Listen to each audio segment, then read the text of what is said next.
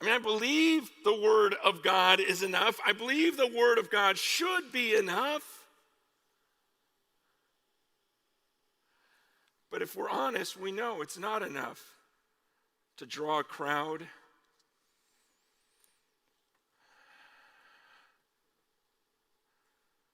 Tim Keller could fill up a room. But the book of Romans, I don't know. And again, I'm not bagging on, understand why I love Tim Keller.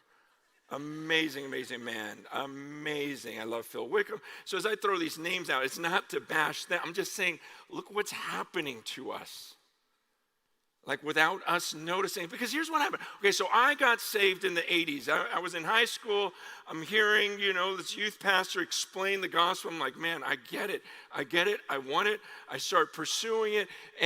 But in the 80s, you've got to understand something was going on. It wasn't like the Jesus movement in the 60s and 70s where people were getting these radical conversions and it was just craziness where they're just selling everything and they live on these communes and go around and just talk about Jesus. And it was just like a crazy time for my friends who got saved during that time. They'd explain it and they're like, we don't care about anything except for Jesus.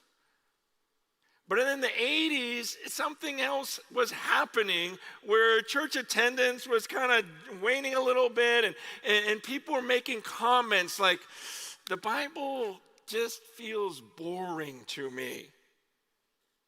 You may have heard friends say that. The worship just felt lifeless. Communion was just like this ritual. The youth, they're not interested in church anymore. The prayer meetings, no one goes to those. And so we're looking at these problems. It's like, gosh, yeah, the Bible is boring to people. Worship just is lifeless. And communion is just a ritual. The youth aren't interested. No one comes to prayer meeting. So we've got to fix that because that's wrong. And so we go, okay, I know how to make the Bible exciting. Let's just have these speakers. Man, they can walk back and forth with these illustrations. They can just get all fired up. They can tell stories that make you cry. They can, they can juggle. They can do all these different things. The Word of God's exciting again. Man, worship is dry. Well, let's get better music. Why does our music suck? Let's get better music. Let's get better bands. Let's get better singers. Yeah, let's get better outfits. Let's just do it better, and boom, it's more exciting now.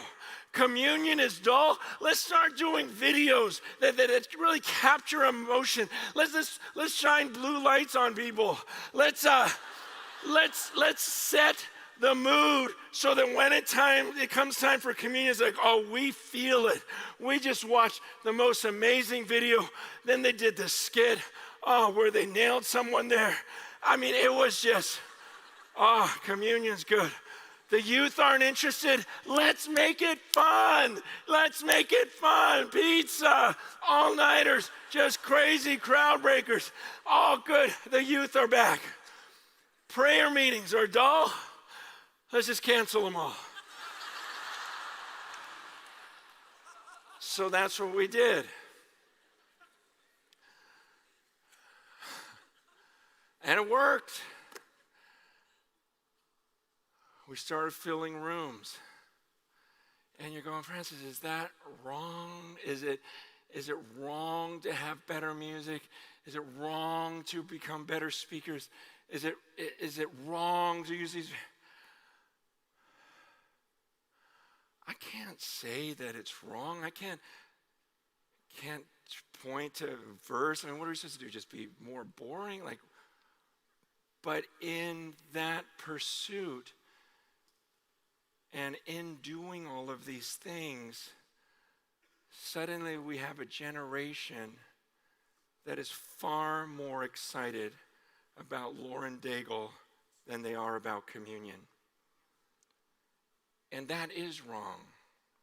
I can't tell you just how wrong that is. I don't even think I have words to explain how how how awful it is when I hear some people talk, and they can be talking about Matt Chandler or John Piper with so much excitement, and yet when they talk about Jesus Christ and their time with him, it's just not with the same look in their eyes. It's not with the same passion. And I can't tell you how that's just unacceptable.